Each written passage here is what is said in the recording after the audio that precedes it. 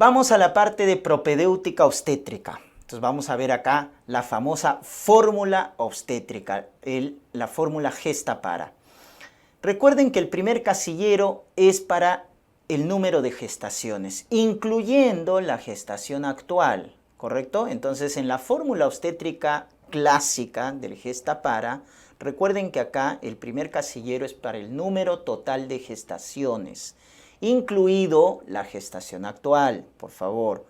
No se confundan en la cartilla perinatal. En la cartilla perinatal sí tomas en cuenta solo las gestaciones anteriores y no consideras la actual.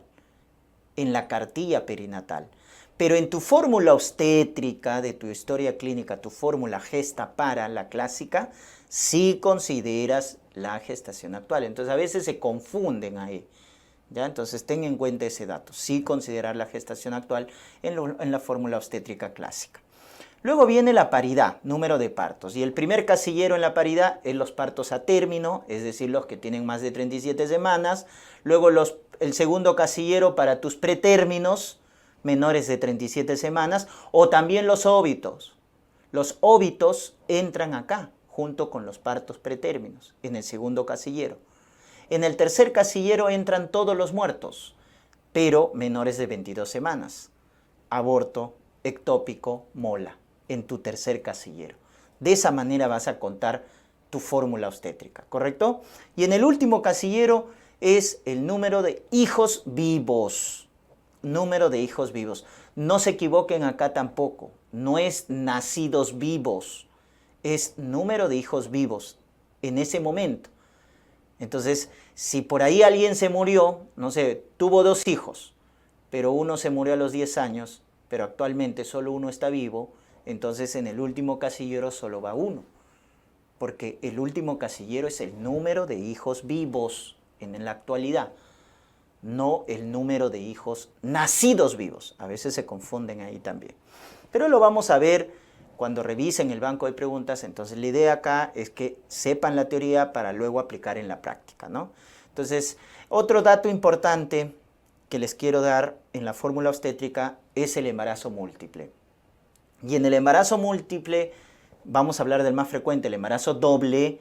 Acuérdense de este dato, que se va a contar un embarazo doble, ¿correcto? Una gestación doble como una gesta, porque es una gestación, pero son 2 partos. Y generalmente estos partos son pretérminos, generalmente, ¿no? Porque acuérdate que en el embarazo múltiple la principal complicación en general es la prematuridad. Entonces generalmente son prematuros. A menos que te diga el caso clínico, ¿no? Una gestación doble cuyo parto fue a término o que fue sin complicaciones, como por ahí en algún banco, ¿no? Parto doble de una gestación doble pero sin complicaciones. Entonces fueron a término, ¿no? Fueron a término. Pero si no, tienes que indicar que son pretérminos y ya sabes dónde va, ¿no? En el segundo casillero de la paridad. Entonces con eso vamos a construir la fórmula obstétrica. La fecha de última regla, recuerden, ¿ya? Ahí está el dato de la gestación doble, ¿verdad? Ya, la fecha de última regla, recuerden, es el primer día de la última menstruación, doctores. Primer día de la última menstruación. Recuerden los criterios, porque les pueden preguntar, les han preguntado, de una fecha de última regla confiable. Acuérdense que la gestante, que la mujer se acuerde la fecha exacta. 2, que tenga ciclos regulares previos al embarazo, que haya tenido ciclos regulares y que no haya utilizado métodos anticonceptivos orales 3 meses antes del embarazo o inyectables 6 meses antes del embarazo. Entonces, si cumple esos criterios, se dice que la fecha de última regla es confiable. Cuando se acuerda la fecha exacta, cuando tiene ciclos regulares y cuando no haya utilizado anticonceptivos previos al embarazo. 3 meses antes si eran por vía oral o 6 meses antes si eran inyectables. Entonces, eso es una fecha de última regla confiable. ¿Para qué? Para determinar la edad gestacional, para determinar la fecha probable de parto, etc. Para calcular la fecha probable de parto, que es en función a más o menos 40 semanas, es la fecha probable de parto, es decir, la edad, ¿no?, en la que llamamos a término normal, acá les han preguntado una reglita, la famosa regla de Naegele. La fórmula de Naegele es bien utilizada porque es práctica para calcular la fecha probable de parto. Entonces, ¿cómo calculamos la fecha probable de parto? Con la fórmula de Naegele. Fácil. A la fecha de última regla le sumamos 7 días y le restamos 3 meses. Y con eso obtenemos la fecha probable de parto. Sumamos 7 a los días y le restamos 3 a los meses. ¿Correcto? Esa es la fórmula de Naegele. Por ahí hay otras fórmulas, pero esta es la más utilizada, que les han preguntado en el examen, ¿no? Pero por ahí les preguntan la fórmula de Pinar, ¿ya? Es a la fecha de última regla le sumo 10 días y le resto 3 meses. Esa es la diferencia, ¿no? Que se le suma 10 días. Fórmula de Pinar. Pero esta es la que te han preguntado. Ahora, en la práctica te pueden preguntar, ¿no? Te dicen, por ejemplo, 21, vamos a poner 21 de junio del 2023, pues, ¿no? Es la fecha de última regla, ¿correcto? Ya está. Entonces, la fecha probable de parto, ¿cuánto sería? La fecha probable de parto sería, le sumo 7 a los días, sería 28, y le resto 3 a los meses, ¿verdad? Ahí está, del 2024. Esa sería su fecha probable de parto, doctores. Fácil, pero ojo, ojo, ojo con esta parte. Cuando ya sobrepasas los 30 días, es decir, si te hubiera tocado 28 de junio del 23 y te piden calcular su fecha probable de parto, entonces 28 más 7 es 35. Y recuerda, ¿no es cierto?, que si sumas 7 y sale 35, entonces ya te pasaste del mes.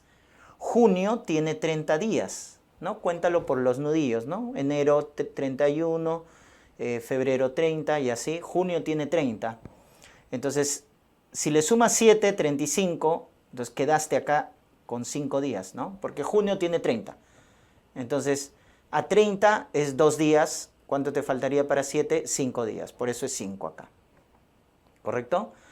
Pero como te pasaste al sumar los días el mes de ese, ¿no es cierto? Te pasaste los 30 días o 31 días de acuerdo al mes, ya no le restas 3 a los meses, solo le restas 2.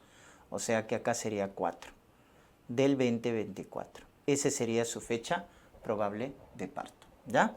Entonces, de manera general, como estás dando cuenta, para calcular la fecha probable de parto, sumamos 7 y restamos 3. ¿Ya? De manera general. Pero en la práctica, mucho cuidado. Cuando sobrepasa los 30 o 31 días de acuerdo al mes, ya no se le resta 3 a los meses, sino 2. La regla de McDonald en realidad está en desuso, pero es una regla que nos ayuda a calcular la edad gestacional en función de la altura uterina. Es 8/7 de la altura uterina, ¿correcto? 8/7 de la altura uterina. Y con eso calculamos la edad gestacional. Por eso decimos que la edad gestacional se asocia bastante a la altura uterina, sobre todo a partir de las 20 semanas. Tiene buena correlación. La regla de Johnson, recuerden, nos ayuda a calcular el ponderado fetal. Pero como ahora tenemos a la mano la ecografía, ya casi esta regla ha quedado en desuso, ¿no? Tanto McDonald como Johnson han quedado relegadas porque para calcular la edad gestacional tenemos los gestogramas, dispositivos incluso electrónicos que nos calculan de manera más objetiva la edad gestacional, ¿no? Y para el ponderado fetal, pues definitivamente la ecografía nos hace un cálculo más objetivo del peso fetal. Recuerden que la altura uterina es un parámetro importante en la evaluación obstétrica. Ya se mide desde la sínfisis púbica hasta el fondo del útero. Y hay una buena correlación de la altura con la edad, sobre todo a partir de las 20 semanas, entre las 20 y 34 semanas. Entonces, si una gestante tiene 25 semanas, su altura uterina promedio será 25 centímetros. 30 semanas, 30 centímetros. Hay buena correlación.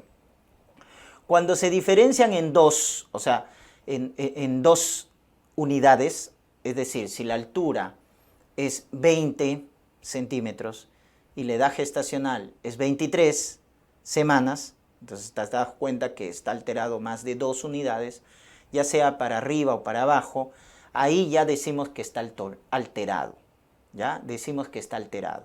Entonces, Cuando hay una altura uterina disminuida para la edad gestacional, ¿no es cierto? Tiene, por ejemplo, 20 centímetros de altura, pero su edad gestacional es 23 semanas. Entonces está disminuida. O al revés, puede estar aumentada. Tiene 23 centímetros, pero su edad gestacional es 20 semanas. Entonces está aumentada la altura uterina para la edad gestacional. ¿Qué es lo que les han preguntado acá? Lo que viene a ser sus causas. Causa de altura uterina disminuida para la edad gestacional, oligohidramnios, o sea que haya poco líquido amniótico, que se define como un ILA, índice de líquido amniótico, menor de 5 centímetros o pozo mayor menos de 2 centímetros. Esa es una causa. Otro, el RCU, ¿no? Un ponderado fetal por debajo del percentil 10. Otro, el óbito en transverso, en situación transversa. Y por el contrario, la altura uterina aumentada, el polidramnios, feto macrosómico de una paciente con diabetes o de una paciente con obesidad. Recuerden, en la obesidad materna o la diabetes gestacional genera macrosomía. Y esa es una causa de altura uterina aumentada, que les han preguntado en los exámenes. Embarazo múltiple también. Enfermedad trofoblástica. Recuerden que una característica clínica de la mola, sobre todo la más frecuente, la mola total, es que la altura uterina está aumentada para la edad gestacional. Miomas también en el embarazo, en el útero, ¿no es cierto? Durante el embarazo también hacen que aumente la altura uterina. Entonces esas causas, acuérdate, porque te pueden preguntar, ¿no? Etiologías de alturas uterinas disminuidas para la edad o aumentadas para la edad gestacional.